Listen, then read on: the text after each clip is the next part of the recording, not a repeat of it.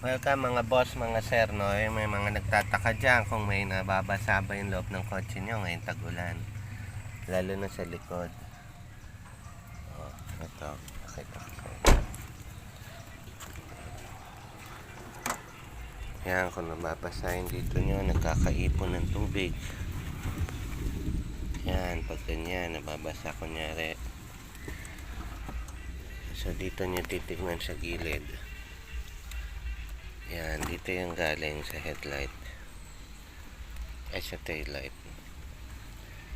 Yan, dito yan. May mga tornilyo yan kailangan higpitan. Kasi ganyan nangyayari, oh. May tubig. Ayan. So, dadaan yan dito. Dun sa pagitan ng headlight. Dun papasok yung tubig. Tapos, dadaan yan dito. Dadaan yan dito. Tapos, pagpababa yung parking nyo, ayan, dadalo yan dyan papunta dun.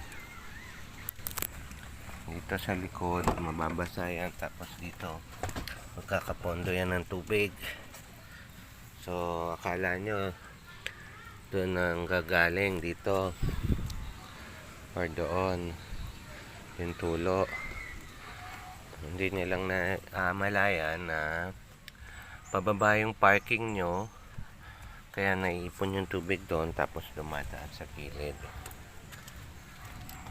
So, ayan lang. Ayan, tag-ulan. Talagang ganyan. Pero kasi obviously dito, huhusin mo sa labas at makikita mo kung tutulong nga dito. Pero walang tulo eh. Chinek ko na. So,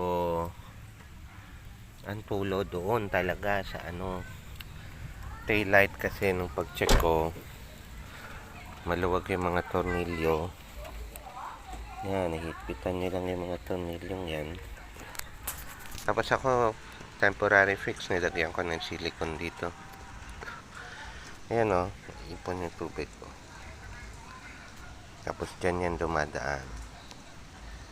Pag napupuno, papasok sa loob. Ayan, nababasa yung dito, tsaka yung doon. So, yun lang po mga boss, mga sir, no? Shinare ko lang para makatulong